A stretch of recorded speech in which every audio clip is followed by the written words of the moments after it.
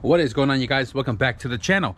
In the previous video you guys saw, we reassembled my messed up all-wheel drive transmission with the third gear that Miller-Built sent me, and that transmission is ready to rock and roll again when time comes. The last update you guys saw on the all-wheel drive CRX here was when we did the Freelander viscous coupler install with the rear drive shaft. We got the measurements we needed for the front, got the drive shaft made, and kind of off camera I've been working on buttoning up the mount for the viscous coupler and just reinstalling a few things here and there. Let me show you guys. I didn't record all of this because I really just wanted to get it done, but I'm going to show you guys what all I did before we throw the carpet and stuff back on. So you can see here inside the car there are 4 plates. These 4 plates has 1/2-inch bolts in them, and it is TIG welded in place so it doesn't move. Can you guys see that? So there's 4 of them, right? And the 2 in the rear, the viscous coupler landed underneath this seat rail or seat bracket or seat framing. And because I wanted to run a big long ways plate, I cut a hole here in the frame to slide this flat stock in to give it more clamping surface. Same on the other side over there. The 2 in the front, pretty straightforward. I just took off the sound deadening and just placed the flat stock there. The reason why I did this is because the bracket for the viscous coupler is removable, and to remove the bracketry for the viscous coupler without having to take off the carpet and the seats and everything to access these bolts, the bolts are welded onto the plate so that way it won't spin on you when you're underneath the car. Take you guys underneath the car here real quick, get the light up. So down here you can see the mounts for the viscous coupler. I made that out of flat stock from Home Depot. I'll throw in some pictures of it off the car. And then you have these 1/2-inch bolts, 2 on each side of the mount. This one you see it has a little spacer because when I made it flat, the VC was actually pointing up towards the floorboard and I had to shim it down. So I made some shims. That's to bring the bracket down, to bring the VC down, to level it out with the rest of the drive shaft system. And that's pretty much the viscous coupler mounts that I did for this car. A little bit different than the way I did it for the wagon. And also I should have plenty of room and ground clearance for a 2.5 exhaust to pass through here to get to the rear. But that's not what we're doing in today's video. The front drive shaft with the slip yoke is on, and you can get the Freelander 1310 joint upgrade kit from S1 Built. Link is always in the description below. My goal here today in this video is just to put the new carpet in, the seats and everything back in, and then get this car back on the ground because I don't have any material to build the exhaust system as of right now. So I want to get this car at least on the ground moving around so I can have this driveway clear to do other things. So this is the original carpet that came out of the car, and I don't know if you noticed, but kind of burnt the carpet I want to say 2 years ago, maybe. Burnt the carpet right down the center, and you can see the red with the carpet on. So a couple of months ago I went to the junkyard, scored a CRX carpet, and this one is really clean. It even still has the rubber mat on the driver's side, and the only thing about this one is that it is slit right here because someone decided they wanted to cut it instead of just pulling it back. But nonetheless, you can't really see this because it's all the way up underneath the dashboard behind the pedal over there. And I'm gonna throw this carpet in because, like I said, it's much cleaner. I've already scrubbed this carpet and vacuumed it, folded it over, and it has just been sitting right here, so it is kind of dirty from all the cats and all the spiders you guys can see just kind of finding its home here. So I'm gonna pull this carpet out, clean it a little bit, and then we're gonna toss this one into the car.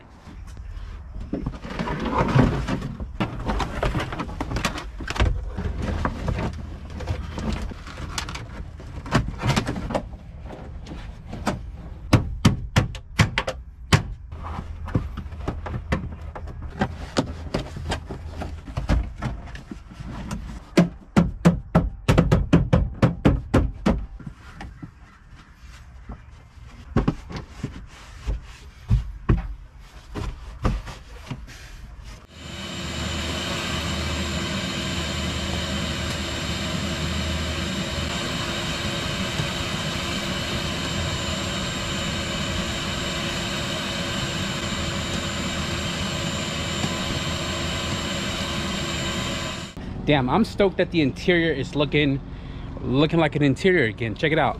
Carpet is in place, guys. This one's a lot cleaner than the one that came out of the car. Got the center console plastic on, got the shifter console plastic on. I have the gas and the trunk panels back on. Got the footrest down there put back on as well. And yeah, the last thing we need to do here is the seats. I'm probably gonna get new floor mats for this car because this one only has 3, and I don't have one for the driver's side. I would like to have one for the driver's side. I'm gonna have to grab that another day. I don't really know why we need the rear ones because nobody really sits back here, but nonetheless, it helps keep the carpet clean. And I need to actually spray this down real quick because this is dirty. Nothing fancy, just McGuire's. I copped this from Walmart.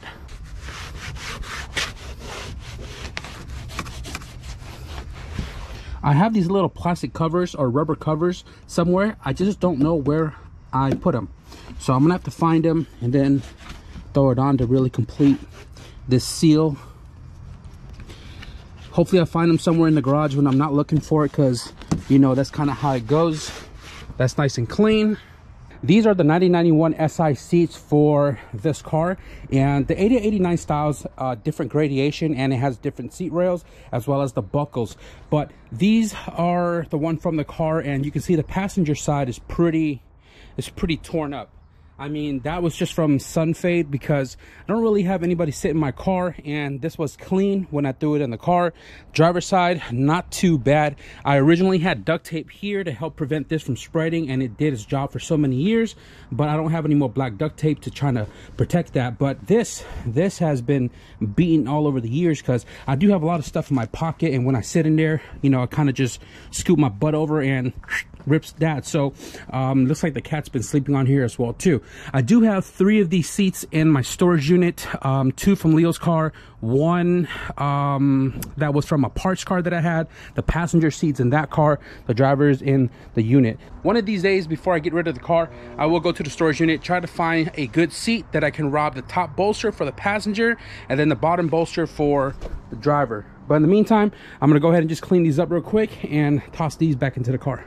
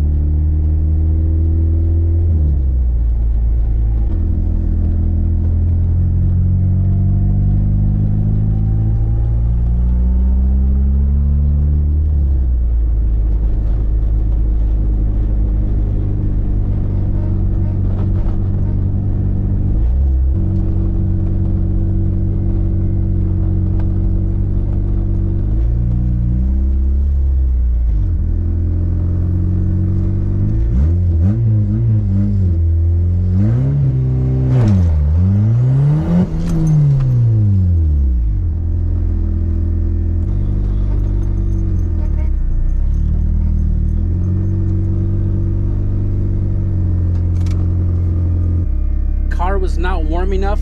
It's why it went into limp mode. It's only at 144, but man, 4-wheel gripping, dude. I really felt that on the low RPM. I'm gonna let this thing warm up a little bit.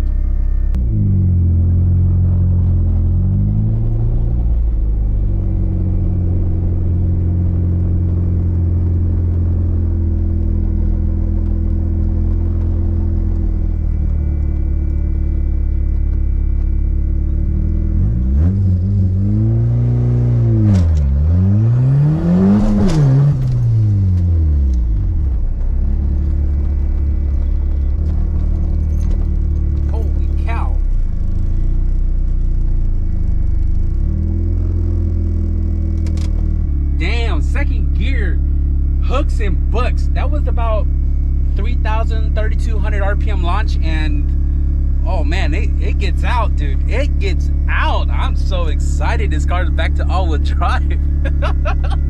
Guys, I am super stoked to have this car back to all-wheel drive. It feels good at low horsepower, and the Freelander CRV stuff is working really good. This is my first setup with the Freelander and CRV.